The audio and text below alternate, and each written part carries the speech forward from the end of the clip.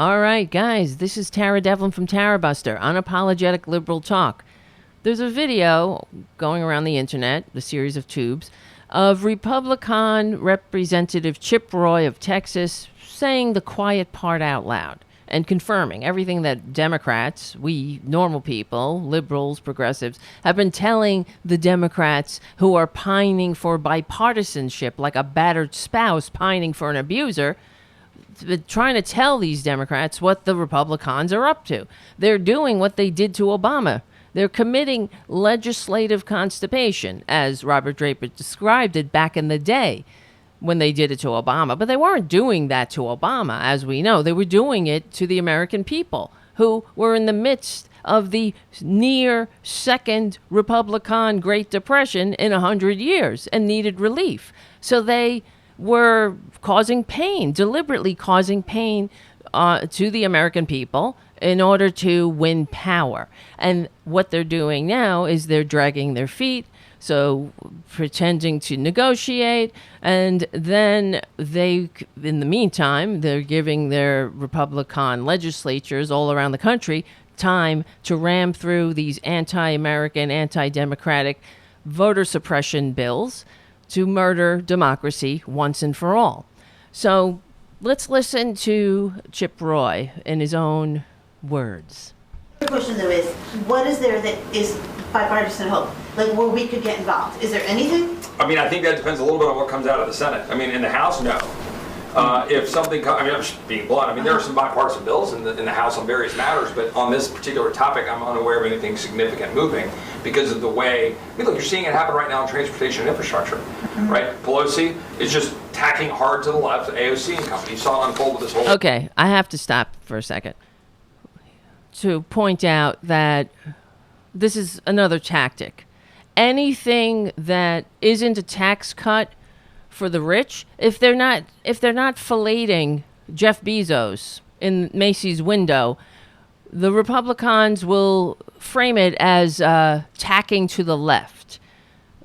AOC and company. They have successfully vilified AOC. They've turned her into some kind of boogeyman as well. But the fact is, we live in a country that is the least upwardly mobile of all of the Western democracies. The gap between rich and poor is the widest of all the Western democracies. And it was the exact opposite 40 years ago. Now we're in the middle of a pandemic that the Republicans left us a country where 600,000 people died. They left 600,000 American corpses in their wake. And now they want power again, because it's not about helping the American people or having a functioning government, having a functioning democracy, I should say. They loathe democracy. It gets in the way of making the rich richer, because they're not just rolling back the New Deal. They're trying to roll back the American Revolution to drag us back to a time where the rich ran and ruled and owned everything and had all the power, and everyone else knew their place and stayed in their place and awaited their rewards in heaven. That's the country they're trying to reestablish. So when they say that the Democrats are attacking loony left, the other reason is that conservatism sucks. You don't add conservatism to a crisis or to anything. I mean, the smart thing to do is to just leave conservatism in the trash heap of history where it belongs. But as you notice, in the middle of any crisis, you don't come in swooping in with a tax cut. You come in with services, a functioning government, help from the bottom up, because that's what works.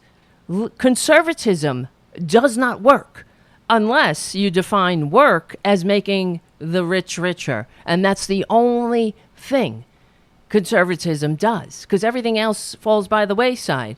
There's no values other than greed. in conservatism. And as we see, when pesky democracy gets in the way of making the rich richer, they will poop their diapers and blame everybody else for the stench, while they attempt to ensure that we don't have a functioning government. So let's continue with the video. Schumer, Biden's thing on infrastructure. We have no idea where they are. So it's going to be dependent on the Senate and what Senator Scott is able to work out with whatever coalition he can get to 60, as long as 60 is the number, which is obviously something unbelievable. to question. I mean, honestly, right now, for the 60 is next the number 18 because months, of our job you know is who. to do everything we can to slow all of that down to get to December 2022, and then get in here and lead. You had mentioned infrastructure, and I was just, this whole brouhaha over the weekend with Biden saying that they were going to ram through all this all these liberal wish list things. Why are y'all going to vote for that? Are you going to vote for the one bill if they're going to put all this other stuff in a bill that they just ram through without any bipartisan? Well, I don't vote for anything in the House of Representatives right now. I mean, not flippantly, but there's literally just nothing to But I mean, I know it's the Senate, but the Senate. So what happened? Right, the Senate was allegedly working to cut a deal. The people who are working to cut the deal, by the way, were not your conservative warriors in the Senate, and so they're cutting a deal. But then Biden, who came out and said we got a deal, allowed Pelosi basically to kind of step in and go, "Oh, no, you don't. You're only going to get that deal if you have reconciliation with all this liberal garbage." And liberal then Biden said, garbage, okay, yeah. like and they cut it back away from. Expanding Medicare, liberal garbage, like ensuring that people have roofs over their heads, or that old people don't have to eat cat food. It's all liberal garbage. Everything is liberal garbage unless it's a tax cut to the rich. That's the bottom line. And this is why we're in the boat we're in. We live in a country where the American people, 80% of the American people are living check to check, and the majority can't save $400 damn dollars. This is not a functioning democracy, therefore. So let's finish up. There's only a few more seconds, but he wraps it up by saying that his job is to sow chaos. Then he kind of came back away from the veto threat, so nobody knows what anybody's going to do right now. That's the thing. This is the problem. I actually say, thank you, Lord, 18 more months of chaos and chaos. To get stuff done. That's what we want. Chaos. Chaos and confusion. This is what they want. In the meantime, people are suffering, and the country really we need a new deal. We need an infrastructure plan. We need a 21st century CCC and WPA. We need a new deal. There's nothing loony about it. There's nothing more American than a new deal, because that's what does e pluribus unum mean? Out of many, one. We don't leave people behind, except we do with the Republicans in charge. So they are legit. They are serious about destroying democracy. So we better take them seriously.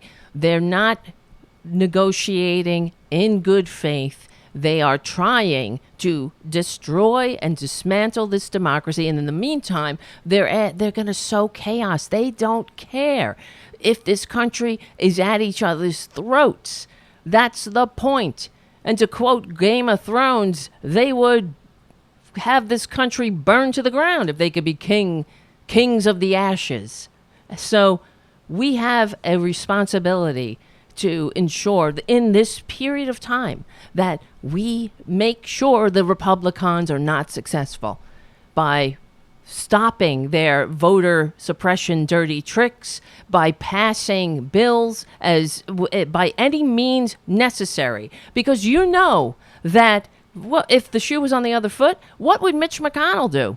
Moscow Mitch McConnell, who has been called by World War II historian Christopher Browning the grave digger of American democracy. Would he stand by and not do anything about, let's say, D.C. statehood? That will help nullify the vote of the bipartisan pathology of Kristen Sinema and Joe Manchin. So there are remedies, but we need to have a Democratic Party that understands what we're up against. And the Republicans, when they talk about bipartisanship, they're not interested in bipartisanship. They're as interested in bipartisanship as they are in democracy. And the other thing is, what will they bring to the table? A tax cut? Is that it? Because that's all they have.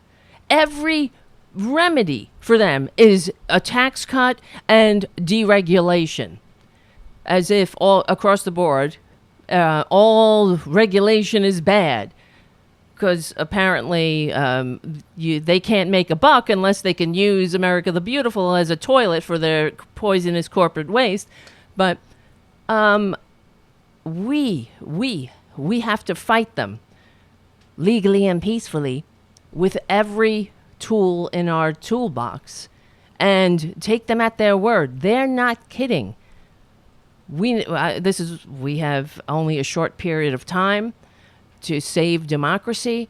I hope Democrats are listening, the Democrats in power. And that's why we do the show, to push them, to get the liberal message out there, the unapologetic liberal message. Because we created America. Liberals created America. Exactly. Progressives overthrew a king in an aristocracy with all the hypocrisy. Yes, we know. But there's nothing more progressive than pledging your life, fortune, and sacred honor to each other and promoting the general welfare over the welfare of the 1%. My name is Tara Devlin. Hit the like and subscribe and the notification bell so you will know when we go live, and you can hang out in the chat room with a lot of amazing, great patriots, and we will win. That's what they know. They know this. This is why they have to play their dirty tricks. We're on the right side of history. We're on the right side of decency, dignity, and democracy. We stick together. We win. And I'll see you soon.